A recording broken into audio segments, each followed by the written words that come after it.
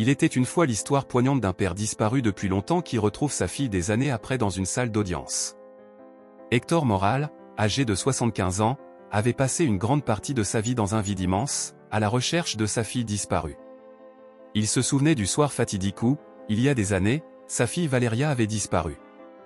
Ce soir-là, pour lui et sa femme, la vie avait basculé. Depuis ce jour-là, Hector n'avait cessé de chercher sa fille, mais malgré tous les efforts, les recherches policières et les enquêtes, aucun indice n'avait été trouvé. Après des années de recherche sans résultat, Hector avait continué sa vie, mais le fantôme de sa fille disparue était toujours avec lui. Et un jour, après de nombreuses années, une chance s'était présentée. Hector avait entendu le nom de sa fille dans une salle d'audience. Là, se trouvait Valeria Montfort, une juge respectée, connue pour sa rigueur et son sens de la justice. Valeria, autrefois une petite fille disparue, était maintenant une femme forte et une juge. Mais Hector la reconnaissait. Il savait que Valeria était sa fille perdue. Un jour, alors qu'il attendait dans la salle d'audience, Hector posa son regard sur Valeria, et leurs yeux se croisèrent. Le temps sembla s'arrêter. Pendant un instant, Valeria ne pouvait pas croire ce qu'elle voyait. Le regard d'Hector, rempli d'une douleur ancienne, était posé sur elle. Il savait, au fond de lui, que cette femme en face de lui était sa fille disparue. Valeria, elle aussi, ne savait pas comment réagir. Depuis des années, elle avait grandi avec un sentiment de vide, une partie d'elle manquant. Bien qu'elle ne se souvienne pas de son passé, elle ressentait un lien inexplicable avec cet homme. C'était comme si elle avait toujours su, quelque part au fond d'elle, qu'elle n'avait jamais été seule, que son père l'avait toujours cherchée. Mais pourquoi venait-il maintenant, après tout ce temps? Hector, après un moment de silence, brisa enfin le calme, « Tu es ma fille, Valeria ». Ces mots résonnèrent dans la salle, et un frisson parcourut l'ensemble des spectateurs. Valeria, sous le choc, ne pouvait pas répondre. Hector continua, ses yeux pleins de larmes, mais sa voix forte et décidée, « Je t'ai cherché pendant des années. Même si je n'avais aucune preuve, je savais au fond de moi que tu étais vivante. » Valeria, émue, lui répondit, « Pourquoi maintenant, pourquoi après tout ce temps? Pourquoi ne m'avoir pas retrouvé plus tôt ?» Hector, la gorge nouée, répondit, « Je n'ai jamais cessé de chercher, ma fille. J'ai fait des erreurs, mais je t'ai toujours aimé. Je suis désolé de ne pas avoir pu te retrouver plus tôt, mais je n'ai jamais cessé d'espérer. » Valeria, la voix tremblante, regarda son père dans les yeux. « C'est difficile pour moi de te croire.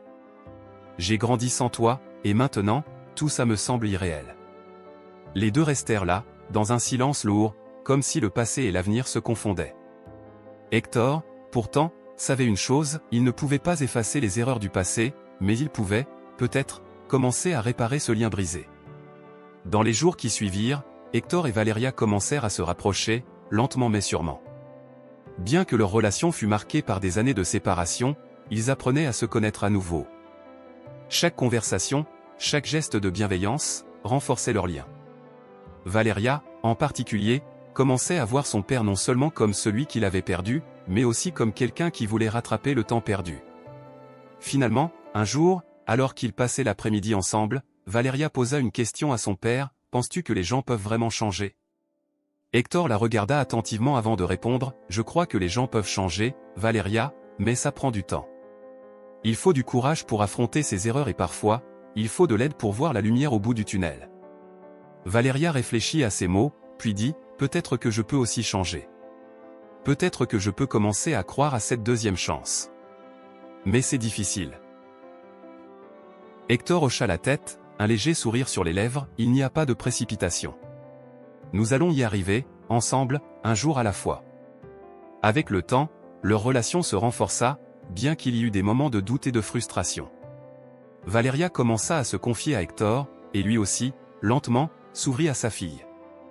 Un jour, Hector, ému, regarda un dessin de Valeria, un portrait d'une femme sereine entourée de fleurs vibrantes. Il la reconnut instantanément. « C'est toi » dit Valeria timidement, les yeux brillants.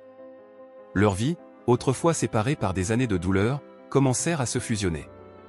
Hector, plus vieux, mais comblé d'une joie nouvelle, se sentit enfin en paix avec son passé. Il n'était plus simplement le père d'une fille disparue, il était de nouveau un père, et cette fois, il ne la perdrait plus. Un jour, Alors qu'ils s'étaient installés autour de la table pour le dîner, Valeria tourna la tête vers Hector et dit simplement « Papa, je crois que je peux commencer à te croire. » Les larmes montèrent aux yeux d'Hector, mais cette fois-ci, il souriait. « Moi aussi, ma fille. Moi aussi. » Ainsi, l'histoire de Hector et Valeria, marquée par la douleur, la perte et la recherche, s'acheva sur une note de réconciliation, de pardon et de redécouverte. C'était une histoire de renaissance, de liens brisés réparés et de la capacité de l'amour à guérir même les blessures les plus profondes.